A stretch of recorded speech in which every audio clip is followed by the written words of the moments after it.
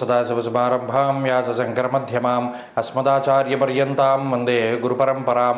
జ్యోతిషశాస్త్రాన్ని భావితరాల వారికి ప్రసాదించిన ఋషుల యొక్క పాదపద్మాలకి నమస్కారం చేసుకుంటూ, అలాగే నాకు ఈ జ్యోతిష విద్యను నేర్పిన గురువర్యులు జ్యోతిష బ్రహ్మ కీర్తిశేషులు శ్రీ ఈరంకి సూర్యనారాయణమూర్తి గారు సూర్యశ్రీ దైవజ్ఞ గారి యొక్క పాదపద్మాలకి నమస్కారం చేసుకుంటూ, ఓం శ్రీ మహాగణాధిపతి నమః, శ్రీ గురుభ్యో నమః, హరి ఓం.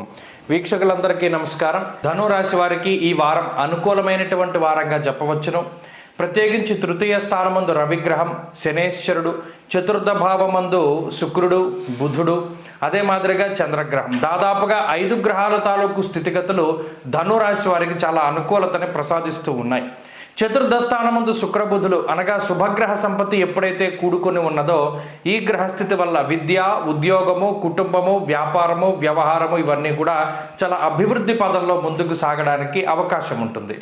అనగా ఈ చదువుకునేటువంటి వాళ్ళకి మంచి అవకాశాలు రావడం, పోటీ పరీక్షలలో మంచి విజయాన్ని సాధిస్తూ ఉండడం, అలాగే కుటుంబ సభ్యులతోటి ఏదైనా సమస్యలున్నా, తోబుట్టువులతోటి ఏదైనా సమస్య ఉన్నా, ఇబ్బందికరమైనటువంటి పరిస్థితులున్నా అవన్నీ కూడా సద్దుమణుగుతూ ఉండడం, ఒక సొంత ఇల్లు కొనుక్కోవాలి లేదా సొంత గృహము కావాలి అనేటువంటి కోరికతో ఉండేటువంటి వాళ్ళు ఏదైనా గృహప్రవేశము కానీ, శంకుస్థాపన కానీ, ఇల్లు, స్థలము ఇటువంటి వాటిని కొనుగోలు చేయడానికి ప్రయత్నం చేయడానికి కూడా అవకాశం ఉంటుంది ఈ వారంలో.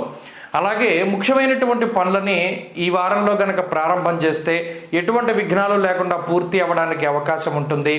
తృతీయ స్థానమందు ఉన్నటువంటి రవి శనేశ్వరుల యొక్క యుతి కొంత నూతన ఉత్సాహాన్ని కలిగిస్తూ ఉంటుంది, ఆర్థిక పరిపుష్టిని కలిగిస్తుంది. ఇక్కడ సప్తమ స్థానంలో కుజుడు కొంత ఇబ్బంది పెట్టేటువంటి గ్రహం, అనగా ఆరోగ్యపరంగా అప్పుడప్పుడు చిన్న చిన్న ఇబ్బందులు కుజుడు సృష్టించినప్పటికీ కూడా వాటి నుండి బయటపడడానికి అటు రవి ఉపయోగపడుతున్నారు, అలాగే శనేశ్వరుడు ఉపయోగపడుతున్నారు. కాబట్టి ఇటు ఆర్థిక ఆరోగ్యపరమైనటువంటి పరిపుష్టిని సైతం రవి శనేశ్వరులు ఇస్తూ ఉన్నారు. కాబట్టి ఈ వారం అన్ని రకాలుగా కూడా శ్రేష్టమైనటువంటి వారంగా చెప్పవచ్చును. శుభవర్తమానాలు, శుభ కార్యక్రమాలు జరుపుతూ ఉండడం, పుణ్యనదీ స్నానాలు, తీర్థయాత్రలు, దైవ దర్శనాలు, ముఖ్యంగా కొన్ని ముఖ్యమైనటువంటి ఎప్పుడు జీవితంలో చదవనటువంటివి, మీకు తెలియనటువంటి కొన్ని విషయాలను తెలుసుకోవడానికి కూడా ఈ వారంలో అవకాశం ఉంటుంది. అంతేకాకుండా ఒక పరిశోధన లాంటిది చేయగలుగుతారు. ప్రతి చిన్న విషయాన్ని చాలా నమ్మకుండా ఏదైనా దానికి ఒక ప్రూఫ్ లాంటిదో లేకపోతే దీని వెనకాల ఉన్నటువంటిది ఏంటి అనేటువంటి దాన్ని శోధించేటువంటి ప్రయత్నం ఎక్కువగా చేస్తారు. ఏం మాట్లాడినా, ఎవరితో మాట్లాడినా అన్వాంటెడ్గా అంటే అక్కర్లేని సబ్జెక్ట్ ఏది కూడా ఉండదు, ఏదైనా అవసరమైతేనే మాట్లాడతారు. ఈ వారంలో ఈ మార్పు అనేటువంటిది ప్రస్ఫుటంగా వస్తుంది. అలాగే ధనురాశి వారికి ఈ వారంలో అటు ఉద్యోగ వ్యాపారాల పరంగా చాలా పరిస్థితులు బాగున్నాయి. అలాగే కొత్త ఉద్యోగం కోసం చేసేటువంటి ప్రయత్నాలు కూడా ఫలిస్తూ ఉంటాయి. ధనురాశి వారు ఈ వారం మరింత అనుకూలమైనటువంటి ఫలితాలని సాధించడానికై విఘ్నేశ్వరుని యొక్క ఆరాధన చేస్తూ ఉండడం చెప్పదగినటువంటి సూచన.